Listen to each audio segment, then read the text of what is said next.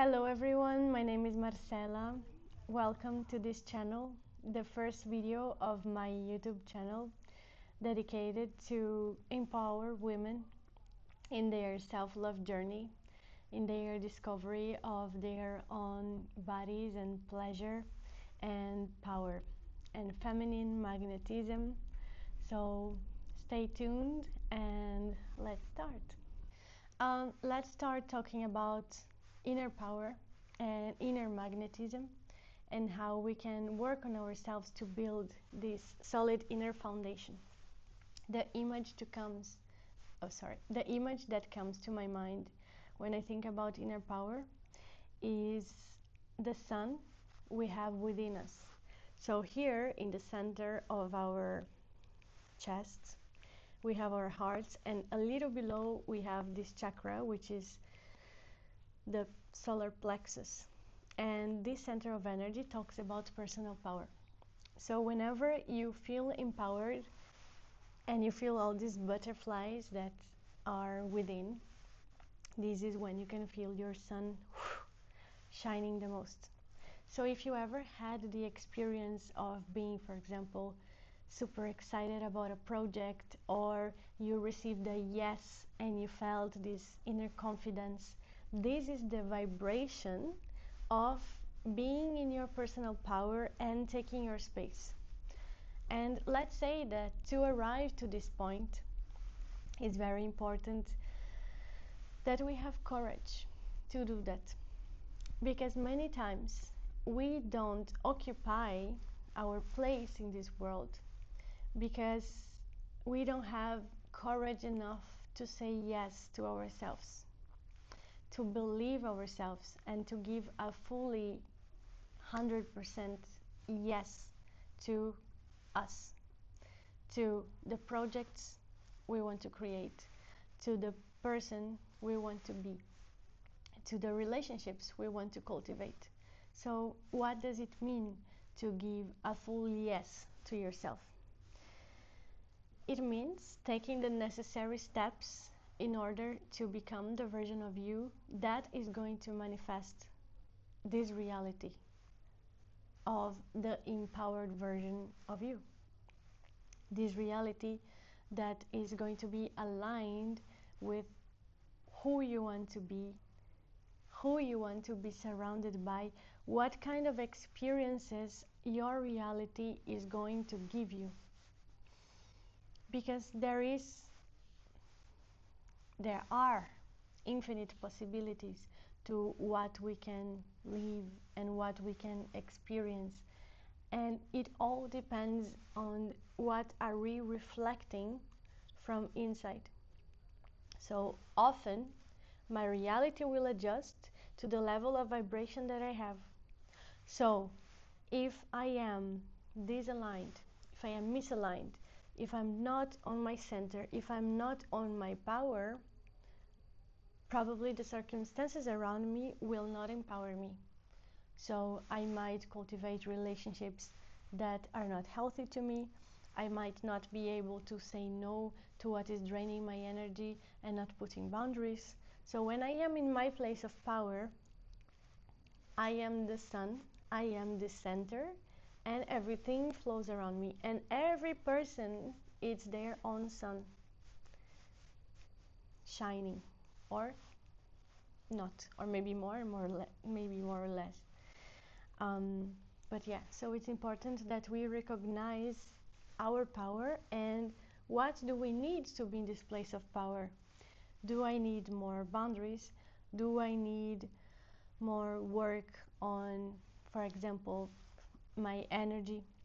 Then if we enter on energies, in certain circumstances or certain people, they can be more in their masculine energy. So to talk a little bit about masculine and feminine, this is nothing related to gender. So a man can have feminine energy and a woman can also have masculine energy.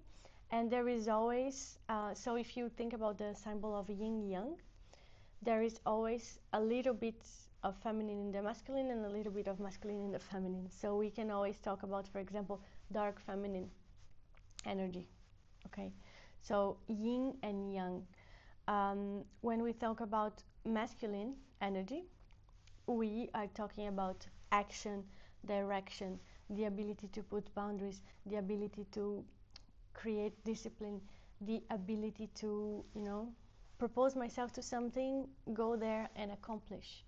But this energy can be unbalanced when we are doing too much, when we are only validating ourselves for how much we achieve.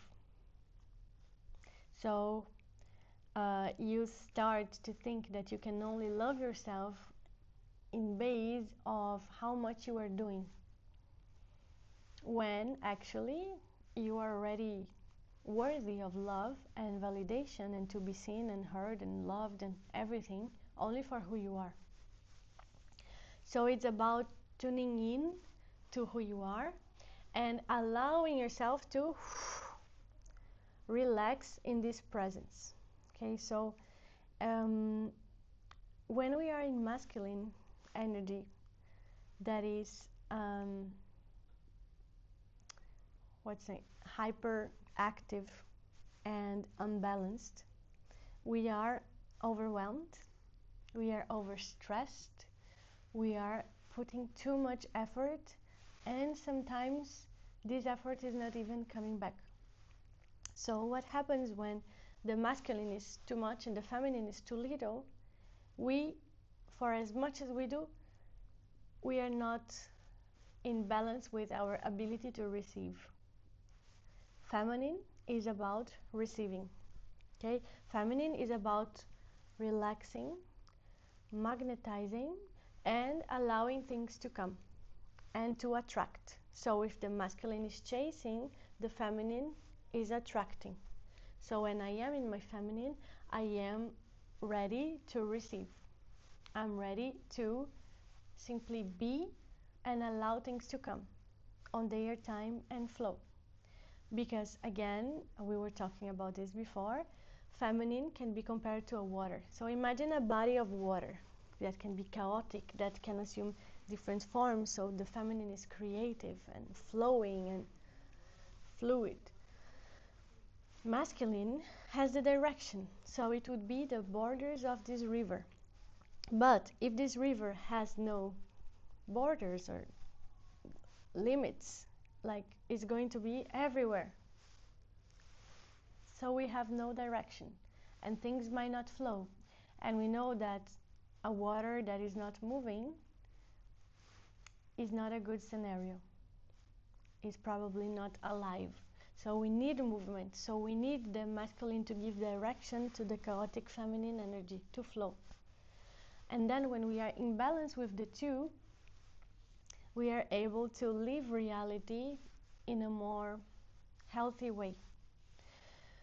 Because to empower ourselves, it's important we recognize, okay, when my masculine is too much over here and when my feminine is like too little. So for example, a woman that is suppressing her feminine, she is not in touch with her emotions.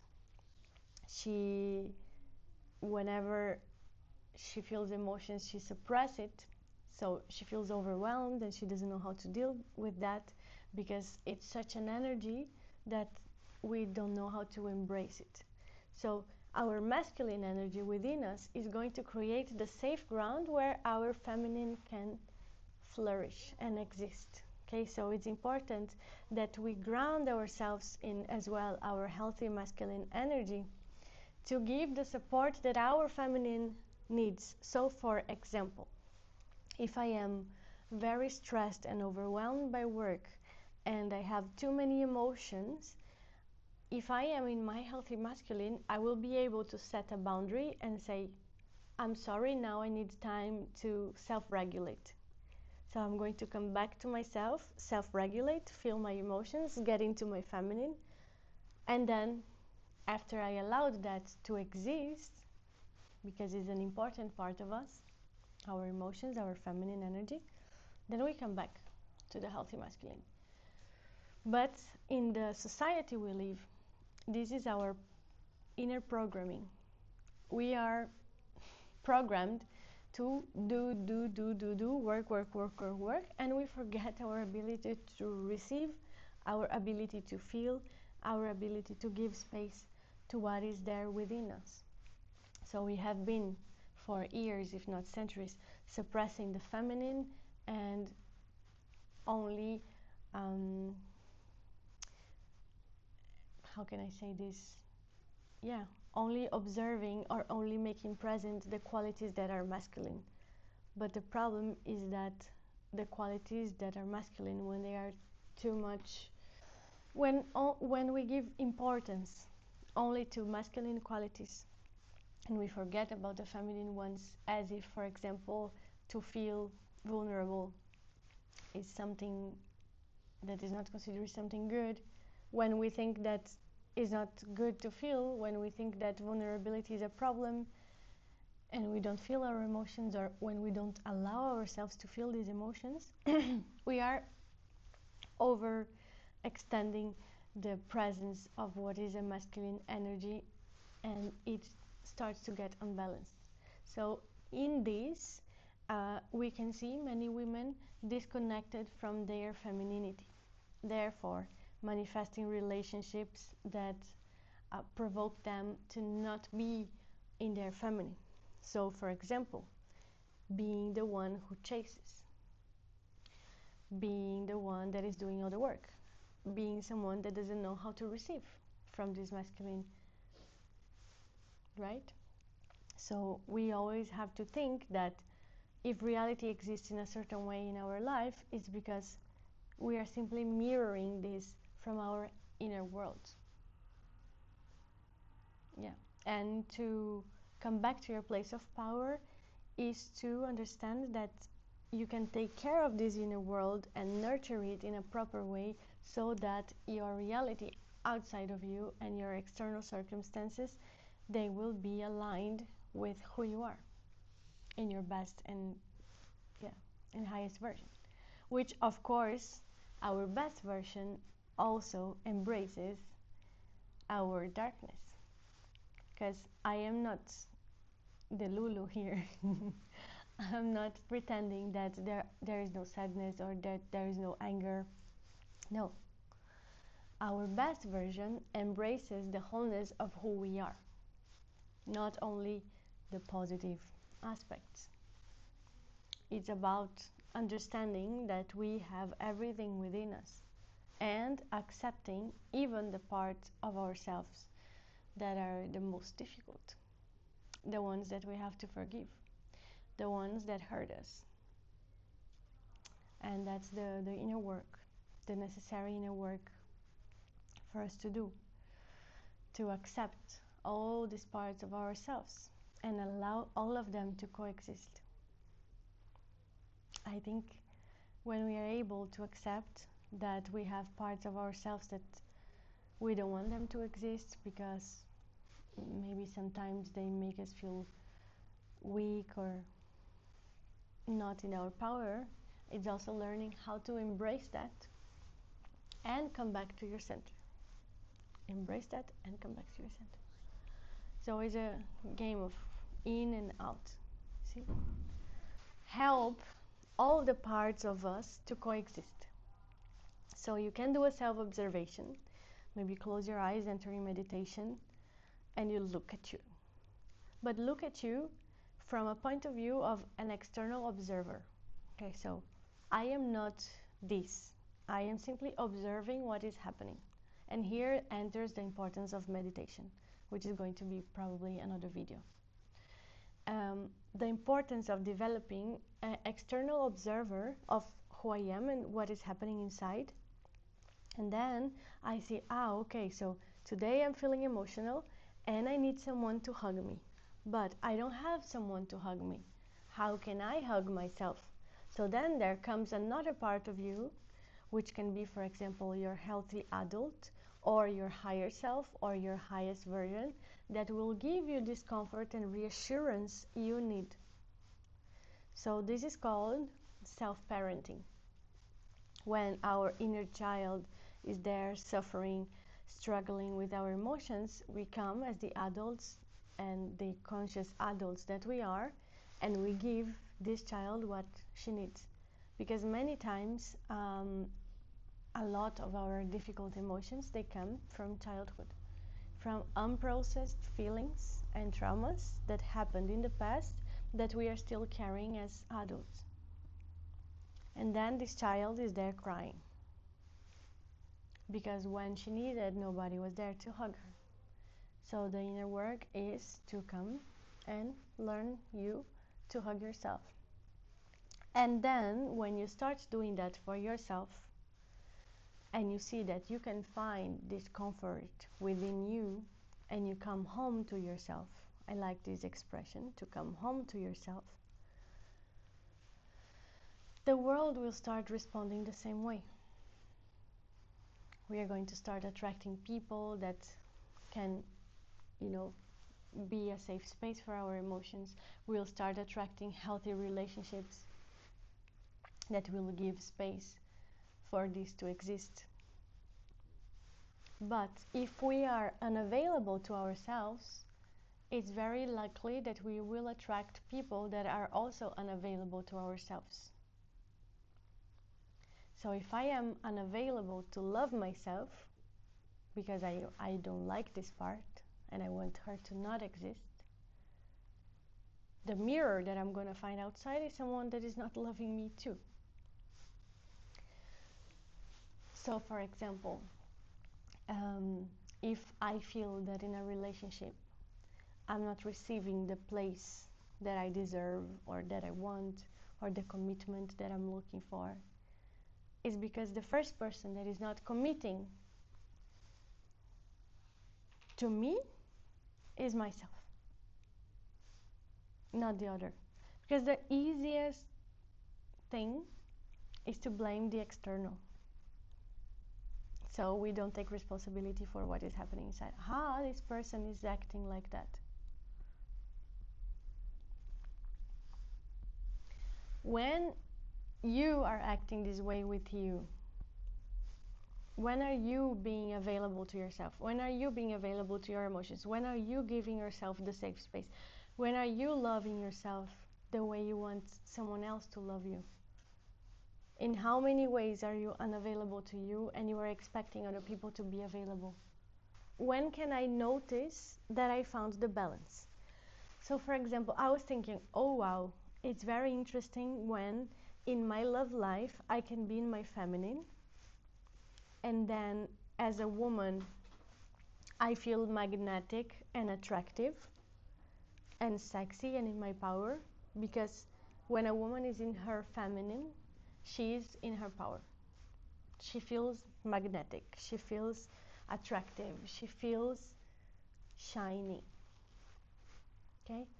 And then what happens when a woman is in her feminine, she naturally attracts potential partners, possibilities, circumstances that make her feel more empowered until she finds the person that she wants to share her feminine energy with. Because the choice is always ours. So we know that the egg doesn't chase. Who comes to us is the sperm. Okay, like genetically, this is what happens. The egg is there. Like, I'm here. I'm not going towards you. You are coming towards me. Okay, so this is feminine. This is magnetic. Okay? So it's very good, for example, when you feel that in your relationship field of your life you are in your feminine, but in your professional field and your financial field you are maybe on an energy that is more masculine.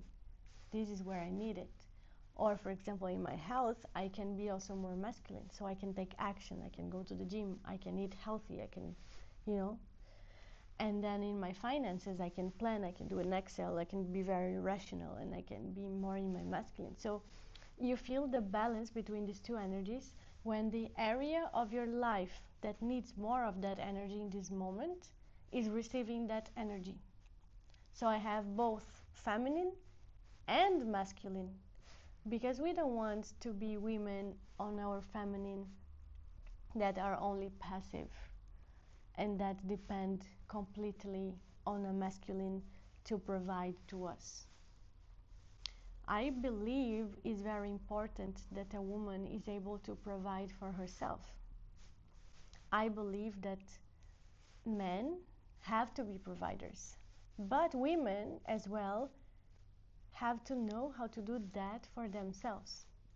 Because what I have seen in many scenarios is women expecting men to take care of their financial side, and they give this responsibility to the partner, and they are just there. Then maybe in some years, when she feels that she wants her independence again, she can't leave, for example, a circumstance or a relationship because she's depending financially from the husband or the partner. And this is a very disempowering situation that I wish no woman had to go through, but many do, because they gave up this part, because they feel so safe in what the man is providing, which is amazing and it's good and is great and important in a relationship. But when you don't forget about yourself, when you don't forget about your feet on the floor sustaining you. This is what I wish I could teach to my daughters one day eventually. That they can be feminine, they can be in their feminine energy and have a man providing, without forgetting that they also have to be responsible for themselves and not putting the responsibility into someone else. So it's a challenge. How can you open yourself to receive and at the same time understand that the responsibility for someone to provide can't come only from the masculine side, I believe, in a relationship. It's a very complex topic even to navigate, because then we enter all these roles of what a man should do, what a woman should do, how we should behave or something like that. But I believe that when a woman is in her power, she's connected to her intuition, she's connected to her energy and to her femininity, she will naturally surrender to a man that is in his masculine. So a man that is in his masculine, he will know how to lead, he will naturally want to provide, because this is what makes him feel like in his power as a man. And us as women, we will naturally surrender and naturally, allow this leadership to exist, not giving up our power, but understanding that for us to be balanced, we both have to walk on the same path. And here it comes as well one of the laws of family constellations, which is about balance. Because if I am, as a woman, so let's say man here, woman here, woman starts giving, and then she starts giving and giving and giving and giving.